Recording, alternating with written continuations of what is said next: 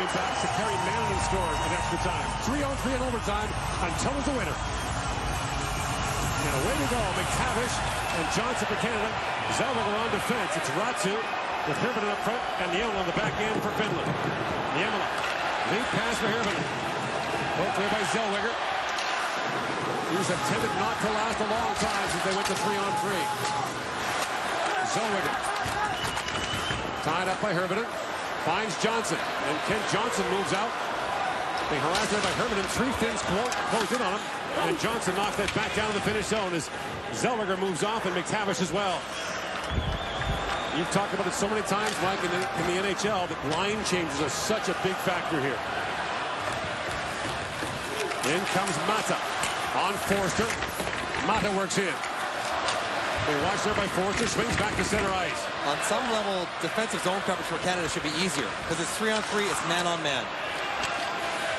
No way you can get confused. Stankoven back out there for Canada. Järventie works in his puck check there by Sealy. Chance the other way, Forster. Heads it across for Stankoven. Stankoven with Forster in, shoots, and Jakula makes the stop. One of the very best ways to create offense 3-on-3 is the bend but don't break. You give a rush, you play good defense, and then you counter quickly, and that's how you try to create your odd man rush. Good defense by Kent on the rush. Now you get Stankoven with a bad gap, getting to the middle on his strong side, and he puts one in on Jakula. And now the two good friends, McTavish and Bedard, are out there for Canada. Chemistry from the get-go for them, back to the under-18s in 2021. McTavish wins the face-off back, but Zabrango has to retreat to center ice. Being shouted there by Väisänen. Zabrango up for Bedard. In he comes, one-on-one with Rafkin. Shoots! That was blocked by Rafkin. Bedard knocks it down to McTavish. He's loose in the corner. McTavish swings back, drops it off to Bedard. That's poked away, a chance now for Rafkin, the defenseman. He's jumping in. Back comes Zabrango. Rafkin spins back. He's got help arriving. As Helenius jumped on for the Finns. Back at the point. That long shot taken there by Liukas. Duran drops it down for Zabrango. Lead pass to Bedard. One-on-one in the envelope. In comes Connor Bedard. Walking in, shoots. And Jakula gets a piece of that. McTavish almost knocked that free. Now it's a 3-on-1 for Finland.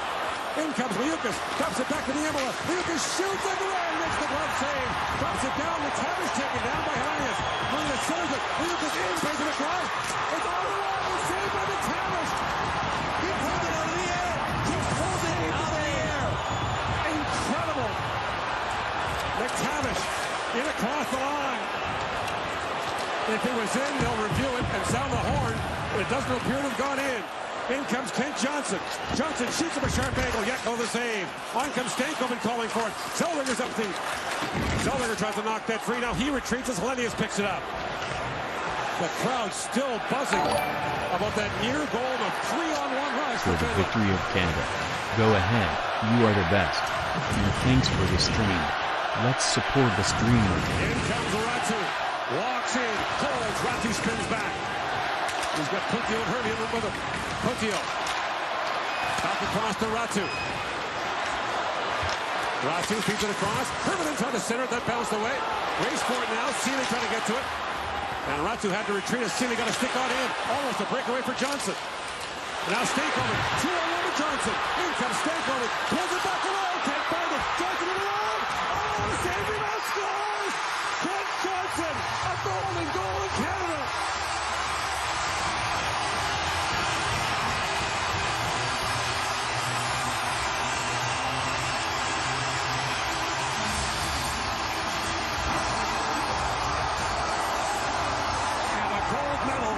Was worth the wait.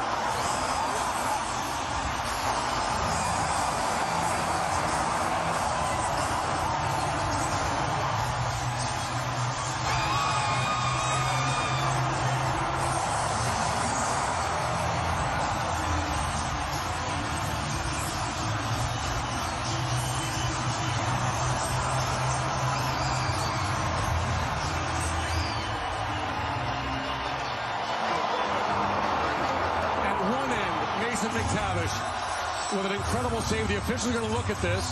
To see that the McTavish defensive play didn't get across line. This is incredible. Chip up and was going right in. That's out of the air. Oh, onto the line. And it was McTavish who made the bad decision to give up the 3-on-1, and he bails himself out. He knocks it out of the air, straight down and off the goal line. No question, that puck did not get across the line. What a great look at it here. It could not be closer. It could not be closer. The two best offensive players, Bedard and McTavish, scraping it, desperately keeping it off the line. Oh, it could have bounced anyway. Here's the final call. They're going to go talk to... Christopher Holmes going to talk to the Finnish coach, Antti Pennanen, and explain to him the puck was not in the net.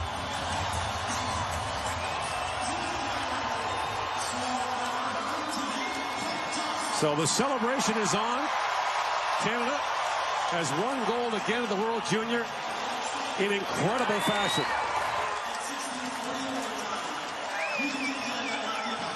That's one of the craziest 3 minutes of overtime I've ever seen. Chances galore, back and forth they go. And then Stankoven with a brilliant pull, keeps it alive and gets it over to Johnson, who thinks he's missed a wide open net. But then he stays with it. The ability to not panic in a tight situation. Ken Johnson marveled at his composure, at his hands, at his vision. And man, oh man, the guy who has more shots, more chances, more expected goals the whole tournament of anyone ends the tournament with a little rebound. What a save. I mean, Yakla, crazy save to start it, but Johnson, he doesn't panic. A lot of guys lose their cool when they don't make the first one, but he scrapes it out of there. And by the way, you heard the Bomba play a moment ago. It was the favorite song of the late Joey Moss, who worked with the Oilers for a long time, and of Ben Stelter, who passed away, young 6-year-old boy. His funeral procession was yesterday, went right by this building. He was a huge Oiler fan, loved hockey. And now Edmonton is celebrating a gold medal win. Kent Johnson, the fourth player in history to score in the World Junior, the World Championship, and the Olympics. And look at Mason McTavish with Kent Johnson. That is special. All right, here's Tessa Bonhomme with the gold medal winning goaltender, Dylan Garand. Dylan, first of all, congratulations. We got to walk through that overtime. That was a wild one. That was a wild one. That goal that Mason saved. Walk me through that. What'd you see? What'd you feel? I pushed out, and then he kind of passed it and went up and over me. And I looked back, and Mac just pulled it off the line. Oh, my God, what a feeling. Then we go down and score. No better feeling right now. I can imagine how your father's feeling. It's his birthday. You going to get him the game puck as a present, or is this enough? Yeah, I can't even hear the crowd so loud. They're so awesome tonight. Oh, what a win. I got to ask you about Devin Levi, your old teammate. You guys won silver back in 2021 together. You promised him you were going to come back out here and get him the gold medal. What's your message to him now? Oh, I know he's watching. He's meant so much to me. Oh, just a great feeling. I'm so happy. Congratulations. Go enjoy it with your boys. Thank you.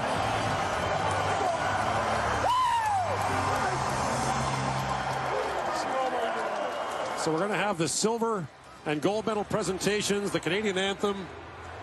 This tournament was scheduled for Christmas time. The pandemic got in the way, rescheduled for August. And Canada and Finland, this rivalry has taken on epic proportions at the Women's World Championship level, the Men's World Championship, the Olympics, you name it. Here's Tessa Bonhomme with the captain of Team Canada and a pretty good goaltender, Mason McTavish. Mason, we got to start with the goal you saved in overtime. What was going through your mind? What'd you see? How the heck did you pull that off? Yeah, I don't know, to be honest. I mean, I just saw it trickling over, and I thought, oh crap, I gotta do something here. And yeah, I don't honestly. For us to came out like we did with Ken Johnson's goal, it's unbelievable. I'm so proud of this group. Pretty resilient group. You lose Ridley Gregg, the lines get shuffled. You're given a new role. Is that what made this group so special? Yeah, I mean, you go up and down this lineup, anybody can play anywhere, and I think that's what made us so special. And yeah, no, I mean, it's an unreal feeling right now. Looks like the black jerseys were the right choice. Congratulations. Thank you. So time now for the player of the game presentations. 2022 IIHF World Junior Championship. And I got to think Mason McTavish will figure large in that. What a battle. That was incredible. The best player of Team Finland est le numéro 21, number 21, Alexi Heimosalmi. Scored the goal that got them back in it.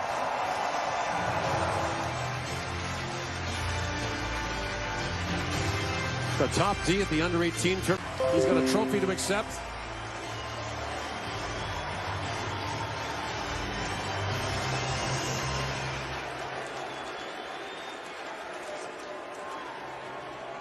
There's also the awards to be handed out at some point. Now the officials will be honored. Now to present the officials from today's game with trophies recognizing their involvement in today's game is Henrik Bach-Nielsen, IIHF Vice President and Tournament Chairman. We kindly ask the officials to please step forward to receive their trophies. And Henrik Bach-Nielsen is the head of the organizing committee for the Women's Worlds coming up next week in Denmark. He's a native of that country and a long-time proponent of women's hockey. And good on these referees, because there were a disparity in penalties called, but sometimes the game dictates that be the case. You don't have to manage the game so the penalties are the same. You call the way they saw it, and they did that all game long.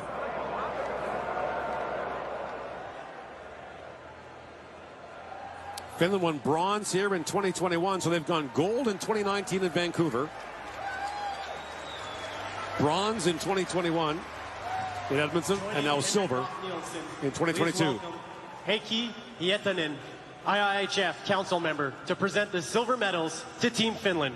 Heikki Hietanen is the IIHF Council Member from Finland, and he'll hand out the silvers. It's been a remarkable year, as we talked about. Number gold in one, the World Championship, gold in the Olympics. Number 2, le numéro 2, Matias Rajaniemi. Number 3, le numéro 3, Ruben Rafkin. You knew coming into this game, Number 4, no matter how it played out, 4, Joni Jurmo. Finland was going to make it Number tough. 6, Tough until they win, or tough Emil until Giro. Canada Number 7, finds a way to beat them. And Topi certainly Niemela. they did not back down for a Number second. 10, Down 2-0, numero pushed, 10, Casper evened it Murillo. up. Number 13, le numéro 13, Fractions Robbie Yarventier. of an inch from winning a gold medal. 15, le numéro 15, Could not be Terry closer. Number 18, le numéro That 18, is a play that will be Johan talked about for a long, long Number time. 19, le numéro 19, Youssou Mayenpa. Number 20. Back in le numéro 1994 in a 20, game against Sweden, Number Rick 21, Girard of Vancouver numéro Canucks 21, pick, pulled the puck off the goal line to save a game and a gold medal for Canada. 22, le numéro Think about it, 22, though. Ronnie The guy who Hiltunen. was 1 point away from Number tying the 23, all-time le numéro Canadian points 23, record for Kalle offense. Väisänen. He's going to be Number remembered for this 24, tournament le numéro 24, for a defensive Billy play. Gordon. Well, he does have good hands. Number 27, No joke. le numéro That's what he 27, needed out of Oliver the air, and Number he 28, found it. He says he didn't know what happened. He got lucky. I think it's probably a lot more skill than luck. Number 29, for Mason le numéro McTavish. 29, Kasper Simon Taibal. Number 30, le numéro 30, Jani Lampinen. Number 31, le numéro 31, Juha Can't say that the Jatkola. hunch on Juha Jatkola was Number wrong 33, again. He le was numéro 33, full Brad value to Lambert. get his team to overtime. Number 34, le numéro 34, Atu Ratu. Number 35, le numéro 35, Ronnie Karvanen. And number 37, et le numéro 37, Joachim Kamel. Team head The coach, Finns receive their Antti Pennanen. silvers. Team assistant coaches, Country of Ville 5.5 Lehtimaa million people. and Jani Sinkonen. The Finnish word is sisu. It means collective strength or guts. They And play they with a show- lot of it. And they show it time after time, tournament after tournament. It's not a coincidence anymore. Different ages, different genders, different teams, different eras, and they all bring that energy every time. That was a great game. It really was. game. I mean, there were so many twists and turns to it.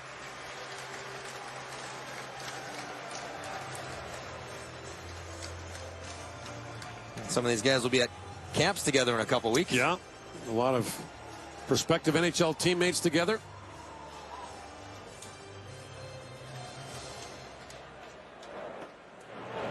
And Antti Pennanen, you can see the disappointment. Kimmo Okarainen is the head of their national team programs, and they've been pretty productive this year. This is sweet vindication for Dave Cameron. Waited 11 years for this moment. What would he have been thinking as the previous time they were up 3-0, lost in the third period? This time they're up 2-0. He watched Canada outscored 7-0 in the third period of 2 gold medal games, and they come out with a gold.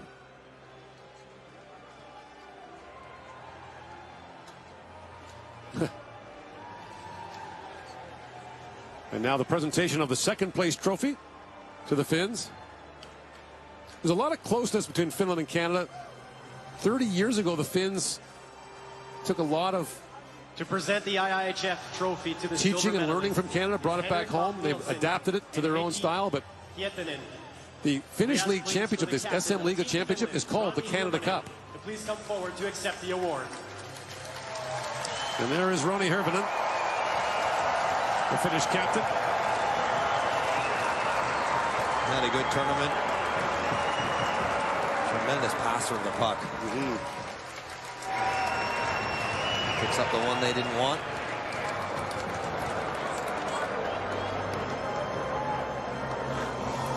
And now it's time for the presentation Joining of the gold Henrik medals. Nielsen, please welcome to the ice Andrea Skinner, interim chair of Hockey Canada Board of Directors, to present the gold medals to Team Canada. It has been a tough few months for Hockey Canada. No question about it.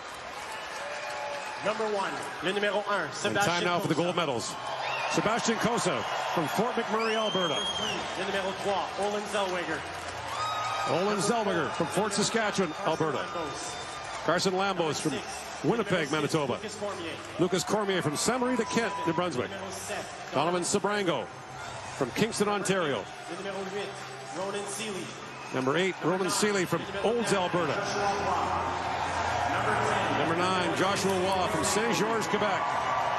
Logan Stankoven from Kamloops, BC. Riley Kidney from Enfield, Nova Scotia. Tyson Forster from Alliston, Ontario. Kent Johnson from Port Moody, BC. Brennan Hoffman from Pickering, Ontario. Connor Bedard from North Vancouver, BC. Ridley Gregg in uniform to accept his gold medal after being injured in the quarters from Lethbridge, Alberta. Elliot Denoyer from St. Hyacinthe, Quebec. Zach Ostapchuk from St. Albert, Alberta. Nathan Gaucher from Richelieu, Quebec. Jack Thompson from Courtice, Ontario. Mason McTavish from Carp, Ontario. Ethan Del Mastro from Freelton, Ontario. William Dufour from Quebec City. Will Cooley from Toronto. Ryan O'Rourke from Bowmanville, Ontario. Brett Brochu from Bell River, Ontario. And the goalie, Dylan Garand, the starter, and a gold medalist, Dylan Garand from Victoria, BC. Head coach Dave Cameron from Kinkora, PEI. Assistant coaches Michael Dick from Lethbridge, Louis Robitaille from Montreal, Dennis Williams from Stratford, Ontario, the goaltending consultant Olivier Michaud from Boulay, Quebec. The video coach, Brian St. Louis from Hull, Quebec. And the Canadian staff who receive their medals. It was great to see Damon Hunt on the ice in uniform. He was injured the day before the tournament started and was unable to play. That's what Ethan Del Mastro got the late call. Great to see him still part of the group, part of the team.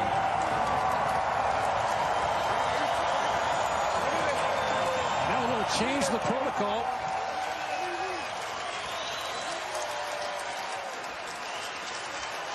Now please rise for the national anthem of Canada.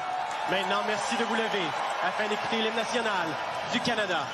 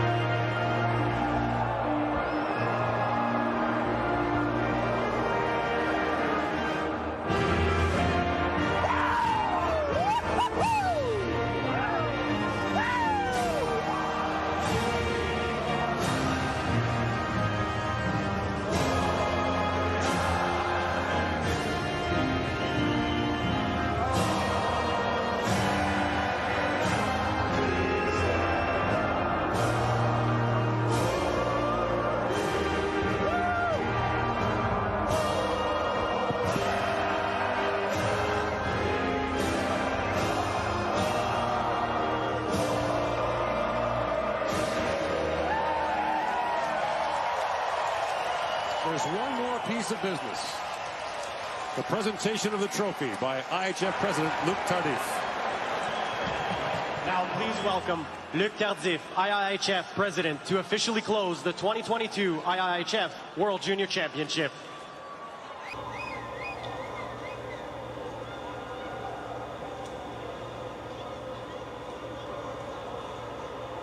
First of all, I think we can congratulate the two teams because we had a fantastic game to watch.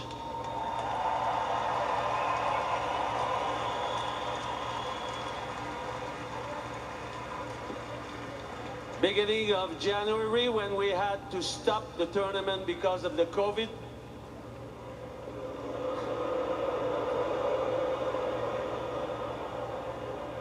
we left Edmonton a little bit sad, but we made a promise that we will organize for those kids the edition World Junior 2022, and we made it.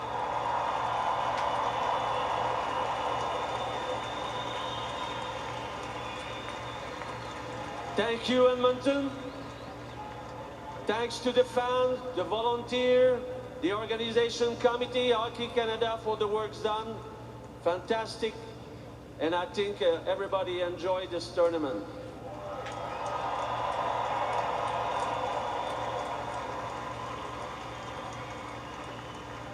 Now I will close first officially the tournament. On behalf of the International Ice Hockey Federation, I declare this World Junior 2022 closed. But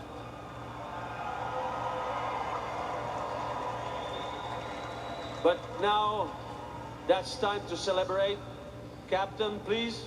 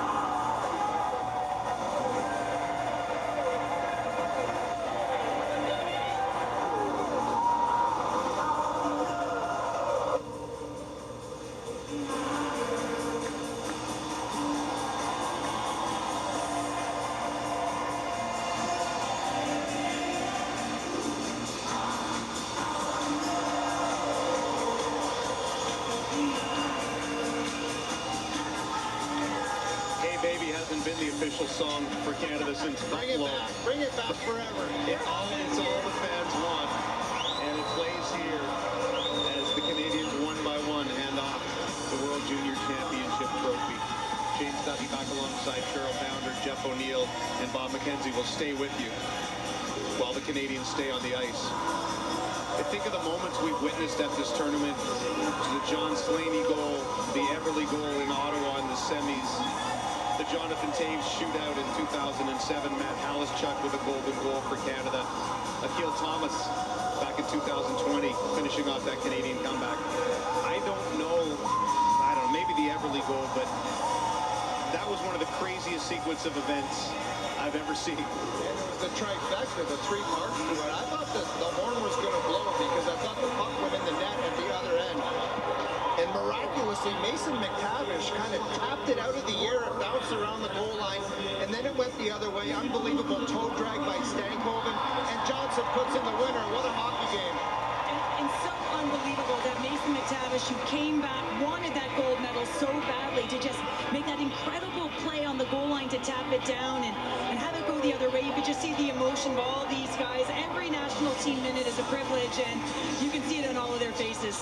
To your point, James, we're covering 35-plus World Junior Championship, and you're right, the Everly goal was insane on one level, but to see a puck going into the net and Mason McTavish knock it down, it not bounce into the net, have his stick go for it, have another Canadian player's stick go for it, and not knock it into the net, and hit the post with it, and then pull it out, and then have them come back down the other way, and make a play that Jatkala made an amazing save on Johnson's first shot.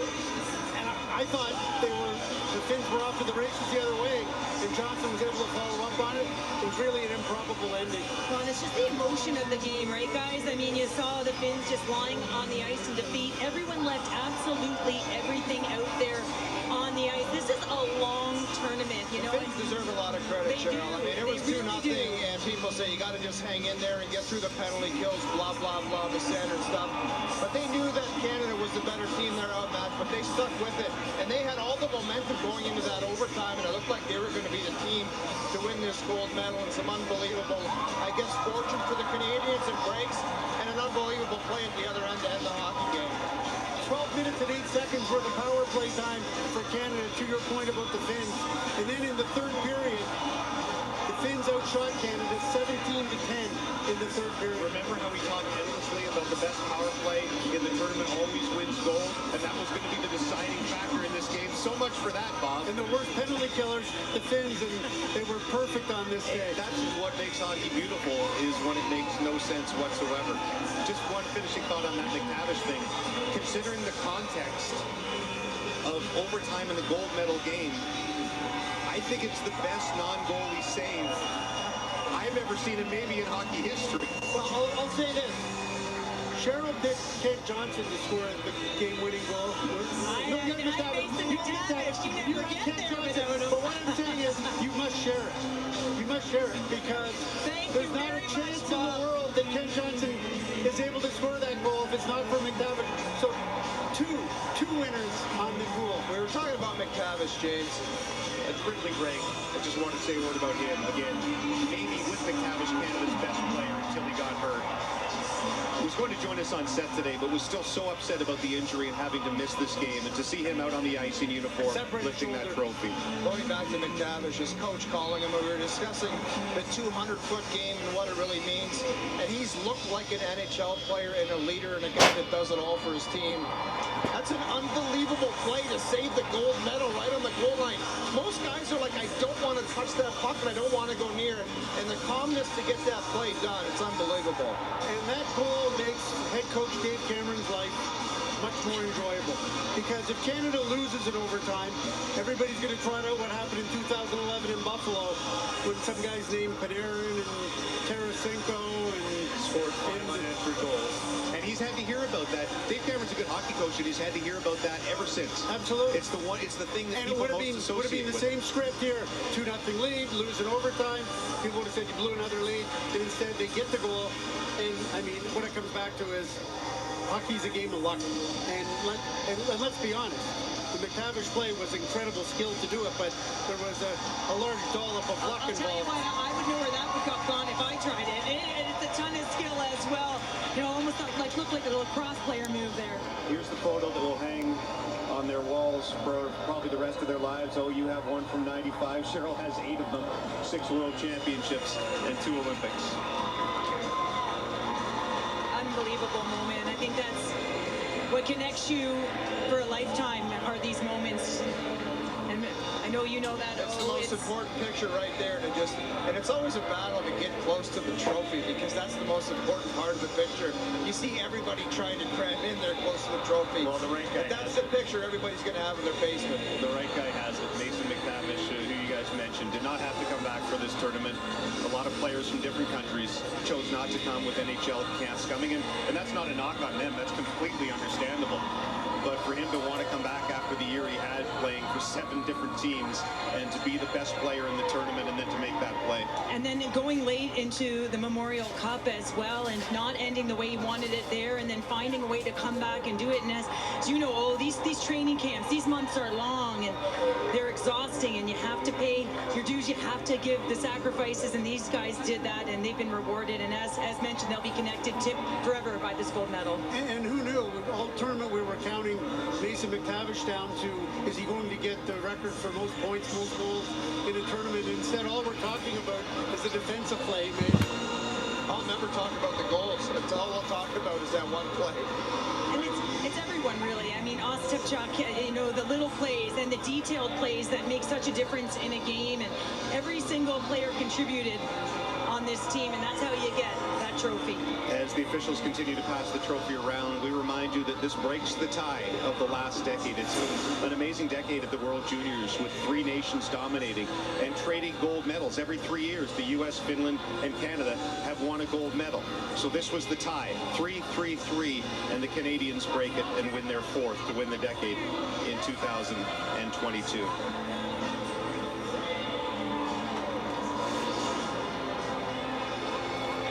And what a difference to have this crowd for this gold medal game. This was tough, folks, this tournament.